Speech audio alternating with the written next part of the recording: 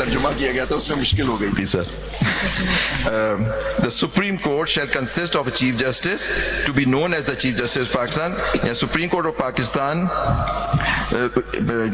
जजों पे मुश्तमिल होगा जिसके known as the consist of the Chief Justice जो मुश्तमिल होगा Chief Justice पे known as the Chief Justice Pakistan और जो judges so many other judges और judges जो तय करेंगे एक्ट ऑफ मजलिस शूरा पार्लियामेंट और until so determined और जब तक वो फैसला नहीं होता एस में भी और जो सदर साहब उसमें इसका मतलब जो मैं समझा वो ये तो चीफ जस्टिस और जितने भी बाकी जजेस हैं वो सुप्रीम कोर्ट का लाइक बिल्कुल जैसे गवर्नमेंट के बारे में जी मुस्तफा इम्पैक्ट में डिफाइन हुआ जी prime minister and the cabinet बिल्कुल वो गवर्नमेंट होती है। इसी तरह supreme court chief justice and the जजेस। अब सवाल यहाँ पे ये पैदा हो रहा है कि आप एक तरफ कह रहे हैं कि जी फुल कोर्ट हो जी दूसरी तरफ आप महदूद करेंगे फुल कोर्ट उन 16 व्हाई नॉट द 24। मैं कह रहा हूँ फुल कोर्ट इस वक्त फुल कोर्ट जो देखें as the dispensation stands today, the full court is Chief Justice and all the judges of the Supreme Court. How many? 23 हैं 24 ठीक है sir 23 plus the Honorable Chief Justice. ये this is 176 की definition में पूरे जजेस आ रहे हैं। सब जजेस आ रहे हैं। मैं सिर्फ अर्ज कर रहा हूँ महदूद कैसे कर रहे हैं महदूद उसको कर रहा हूँ कि क्योंकि यहाँ वो एक्ट जिससे उनको तरमीम उनको बढ़ाया गया उस तरमीम के तहत ये एक्ट में जो तरमीम की गई जो जजेस के ऊपर एक्ट 97 का उसके अंदर भी पटिशंस आपके सामने लगी हुई हैं जिसके अंदर उनको चैलेंज किया गया है कि ये इनको जो बढ़ाया गया गवर्नमेंट ने गलत भी है तो वो उस वजह से फिर तो आपको रिक्वेस्ट ये करनी चाहिए कि पहले वो केसेस चला रहे हैं उनको डिसाइड करके वापस भिजवा दें ताकि हम वापस ओरिजिनल स्टैंड पे आ जाए। मैंने नहीं फाइल किया सर हो सकता है वो करें until and unless they are declared their appointment is declared illegal for all intent and purposes they are judges of the Supreme Court. That's all. बिल्कुल आप सही कह रहे हो मैं एक judgment I be feeling in my duty as an officer of this court ये आपको पता है मुद्दा उठा था 1989 में और अकरम शेख साहब बैठे हैं उन्हीं के नाम से वो केस रिपोर्टेड है PLD 18/9 सुप्रीम कोर्ट उसके अंदर भी 3 जजों पे एतराज किया गया कि वो उस वक्त अपॉइंट हुए थे जब प्राइम मिनिस्टर नहीं अपॉइंट हुआ तो केयर टेकर जो 1989 सुप्रीम 1989 जी पेज है PLD 1989 सुप्रीम कोर्ट इसके अंदर वो जो आप सवालात करें उसका जवाब है मैं ऊपर पढ़ के पैरा 28 पढ़ूंगा 689 सर नहीं ये है 689 जी 689 आप कौन सा पैरा पढ़ेंगे जी वो तुम ये माय लॉर्ड क्या है इस चीज में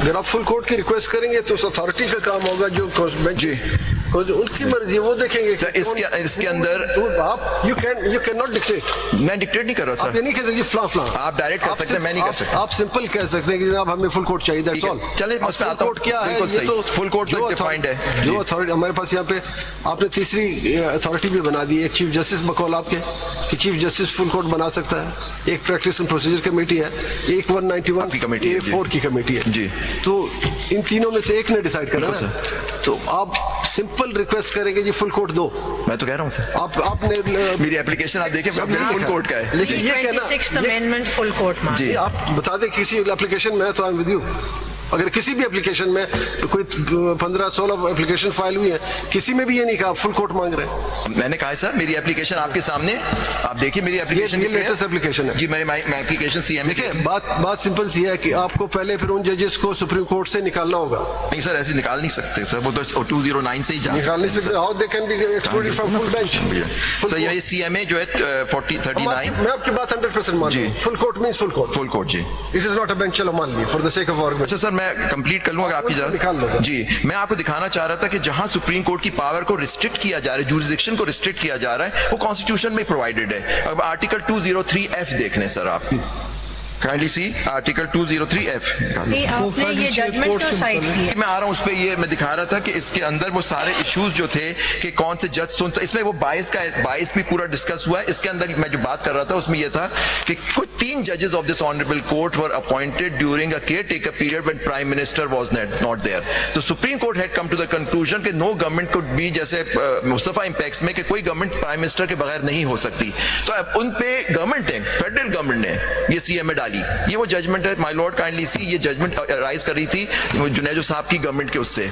उसका जो 5 उसका रिव्यू था ये, उसमें एप्लीकेशन डाली जाती है फेडरल गवर्नमेंट की तरफ से, एक प्रेस नोट उन्होंने दे दिया, प्रेस नोट, उस पर सुप्रीम कोर्ट ने ऑर्डर किया ये प्रेस नोट गलत दिया आपने, और ये कहा कि नहीं वो तीनों जजेस भी मेंबर होंगे क्योंकि ओरिजिनल उस कोर्ट के वो मेंबर थे, तो आप नहीं कर सकते। इस पे ये एतराज हुआ। उस पे फिर उन्होंने दिया कि कौन से जज को बैठना चाहिए, कौन के नहीं बैठना चाहिए, किस वजह से नहीं बैठ, वो सारा इसमें डिस्कस हुआ हुआ है। और लीडिंग इसमें माइनॉरिटी जजमेंट, लेकिन लीडिंग अथॉरिटी जो my Lord mister justice Shafi Rahman की है, उसमें जो उनके रेलेवेंट पोर्शंस मैं उस वक्त जब मैं आऊंगा उस पर पढ़ के सुना, जैसे आपको बता रहा हूं कि जो आपके सवालात हैं उसका इससे जवाब होगा, और ये बहुत सारे सवालों का जवाब दे देगा। हो सकता है ये वो बात तो मैं जो बात कर रहा हूं उसके थोड़ा सा खिलाफ भी हो, लेकिन as an officer court I have to show this judgment to your lordship sir.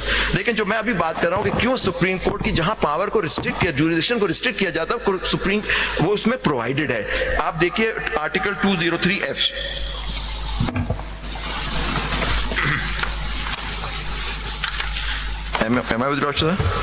एक मिनट जी सर, 20 ये शरीयत कोर्ट का जो है, ये अपीलेट बेंच के जी हाँ जी, मैं उसमें आ रहा हूँ माय लॉर्ड जी 203F निकाल दूँ ये any party, may I, with your lordship's kind permission, any party to any proceedings before the court under Article 203D, agreed by the final decision of the court in such proceeding, may within 60 days of such prefer an appeal to the Supreme Court. Appeal is provided to the Supreme Court, my lord, and Supreme Court 176. आगे सब अगर आप देख लें, लेकिन इसमें तो एक बेंच बनता है। जी आ रहा हूँ उस पे, वो दिया भाई उस पे, kindly C, kindly 2035 my lord, reference to clause 1 and 2. अब 1 and 2 कहता है appeal to the Supreme Court, 2 कहता है an appeal shall lie to Supreme Court of any judgment, final or sentence of the Federal Shariat Court. Again appeal shall lie to the Supreme Court my lord. अब Supreme Court को define कर रहे हैं कि what is the meaning of Supreme Court, वो 5 में, the reference in clauses 1 and 2 to the Supreme Court shall be construed as reference to the Shariat Appellate Bench. Shariat Appellate Bench, कि यहां उन्होंने कह दिया कि सुप्रीम कोर्ट को उन्होंने खुद कन्फाइन कर दिया, अपील तो लाई करेगी सुप्रीम कोर्ट को, लेकिन कहां, टू द शरीयत अपीलेट बेंच, जहां रेफरेंस हो रहा है सुप्रीम कोर्ट का कि जी वो है।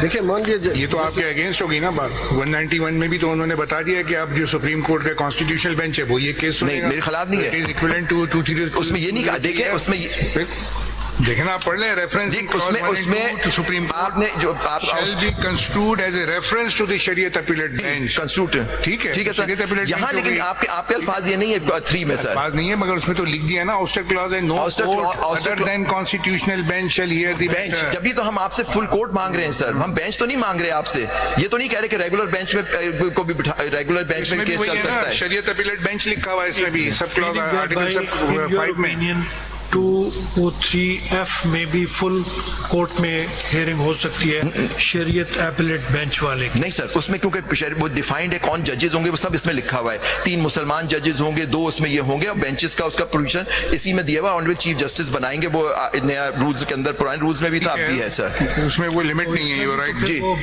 बेंच पे आ गई बात, जी बेंच पे आ गई, मैं कह रहा हूँ कि जहां कन्फाइन किया जा रहा था सुप्रीम कोर्ट को, appeal is to the Supreme Court but hearing is by the bench, बिल्कुल सर, लेकिन यहाँ आपके जो 191A3 में इस तरह की बात नहीं की हुई है सर, काइंडली सी, उसमें कहा no other bench of the Supreme Court, that's why we are not saying कि आपको रेगुलर बेंच वाले भी सुन सकते हैं, हम ये नहीं कह रहे आपके सामने, हमारी मुद्दा जो है आपके सामने वो ये है कि फुल कोर्ट भेजें, क्योंकि आप अगर कल को चले क्वेश्चन है, कल को अगर सुप्रीम जुडिशल कमीशन बैठ जाए और वो कह दे कि सुप्रीम कोर्ट के 24 जजेस जो है दे आर कॉन्स्टिट्यूशनल जजेस, ठीक है, तो फिर आपको कबूल होगा? बिल्कुल सर, वो जुडिशल कमीशन कहते हैं सब्जेक्ट टू आवर जो हमारी challenge to the 26th amendment sir, क्योंकि हमारा मेरा चैलेंज मेरी पिटीशन में, इसको आप उलट कर देना, अगर जुडिशल कमीशन किसी को ना किसी को भी ना एड्रेस आप मेरे क्वेश्चन का जवाब दे दें सर। जी सर, मैं यही कह रहा हूँ कि आप वो कर दें, लेकिन हमारा जो मतलब ये है कि जी तो उन्होंने कह दिया ना कर देंगे, आप बना सकते हैं बिल्कुल बना लिया तो? नहीं, लेकिन हमारा चैलेंज ही जुडिशियल कमीशन के ऊपर है, उसके ऊपर कि ये जुडिशियल कमीशन जो काम यानी आप कहते हैं कि चूंकि जो बेनिफिशरीज है या इफेक्टिव है 26 कॉन्स्टिट्यूशन अमेंडमेंट का, आप इस तरह ना समझे, चलिए इस तरह से, जो किसी भी तरीके से जिस पर 26 कॉन्स्टिट्यूशन अमेंडमेंट लागू होता है, चाहे उनके अपॉइंटमेंट के, चाहे अपॉइंटमेंट एज जजेस ऑफ द कॉन्स्टिट्यूशन बेंच, उनको ये केस नहीं सुनना चाहिए। मैं ये इस तरह नहीं कह रहा, मैं कह रहा हूँ कि तो कोई तरीका तो बताएं क्या करना है। इसमें आप दूसरी तरह कर दें, supposing that the judicial commission doesn't nominate anyone to the constitutional, जी by not nominating anyone to the bench, is the jurisdiction of the Supreme Court finished? No absolutely not. So जब if तो they रहेगा, opt not to nominate वो तो judicial anyone, power jurisdiction it is an inherent power. So जी। that is just about constituting the bench. जी हाँ, benches. बिल्कुल मेरा यही है That power will go away. That means no one will hear those cases because they have decided not to nominate anyone. जी, देखिए यही है ना, 184, 185, 186 टॉक्स नहीं, अबाउट इस द तरह की सुप्रीम। सिचुएशन हो जाए तो बिल्कुल full नहीं court सर, बन सकता आप देखें 184, है। कोई भी कॉन्स्टिट्यूशनल बेंच ना हो अगर, जी।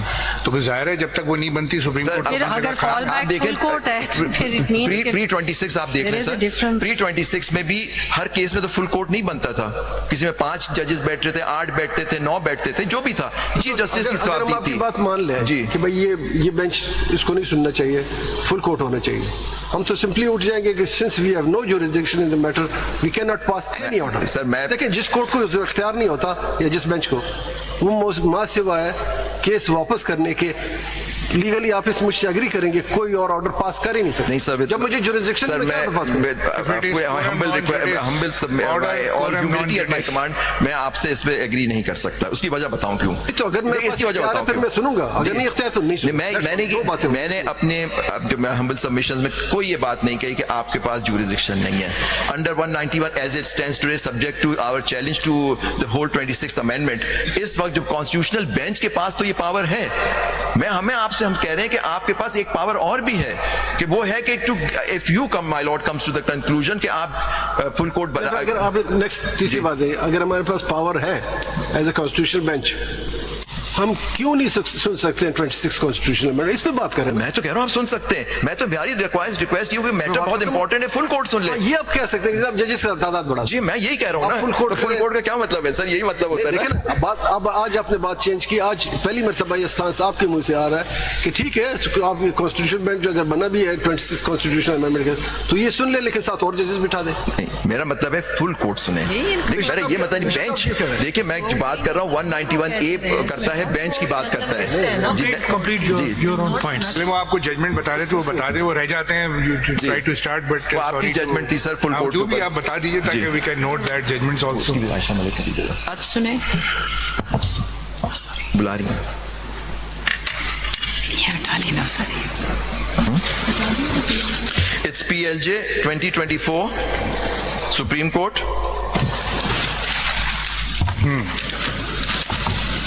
ये प्रैक्टिस एंड प्रोसीजर जी वाला हाँ, बट इसमें मेजोरिटी की ओपिनियन मिसिंग है, so you have to pull it out of जी द। हाँ, वो है मेरे पास सर, मेरे पास तो कॉपी, आई अपोलोजाइज, मैंने बनाई नहीं, लेकिन मेजॉरिटी दिस की इज इसमें ओपिनियन भी तो मिसिंग है। है। जस्टिस मंसूर अली शाह की ओपिनियन इसमें मिसिंग है, व्हिच इज साइंड बाय जी द ऑल द जी मेजॉरिटी हाँ, जजेस। वो मिसिंग है, बिल्कुल सही कह रही हैं आप my lord. And the dissent is also missing. Justice Ayesha मेरे जस्टिस शाहिद वहीद की भी जो नोट है वो भी नहीं है Both the dissents जी, are missing. वो dissent is not there sir. जैसे हसन अजहर रिजवी की जजमेंट प्रोड्यूस्ड है किसी के अंदर।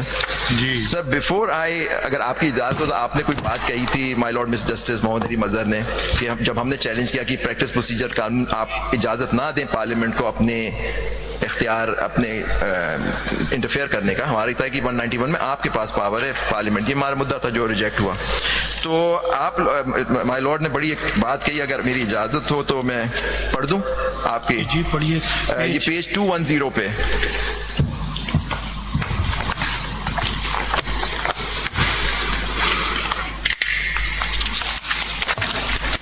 पैरा 13 में सर। आपने कहा start with the para कि we remained unsuccessful persuading your lordships to that how the act infringes the contravenes the fundamental rights. Sir इसमें 5th line अगर ऊपर से आप देख लें से पढ़ रहे हैं, पेज 210 पे पैरा 13 से शुरू हो रहा है Para 13 to 209 से, लेकिन the relevant portion which I want to read, my lord said that we were unable to persuade your lordships to convince that this act was a violation of fundamental rights. इसमें 209 से आ रहा होगा ना फिर, जी 2009 से आ रहा है, 209 से आ रहा है. पैराग्राफ 13 से. It was argued that अब मैं पढ़ लूँ सर ऊपर से पूरा पैरा पढ़ देता हूँ सर इसमें. The learned counsel of the petitioner remained unsuccessful in persuading me to how the act infringes or contravenes the fundamental rights of any person, how the same is against the public interest. In order to complement and substantiate the plea of ultra vires, it was argued that this act is against the independence of judiciary, poses an obstacle in the access to justice, constitutes dictation to the Supreme Court, clips off the powers and authority of the Chief Justice of Pakistan as an intrusion into the internal affairs of the apex court. In my view, now this is what I want to read, sir. In my view, such apprehensions are misconceived. The petitioner's counsel had further argued that once the parliament is allowed to regulate the Supreme Court's internal working powers and functions, then there is a strong possibility and likelihood that amendments of the same variety will be made to further intrude and encroach upon the independence and jurisdiction of this court, sir. Kindly see.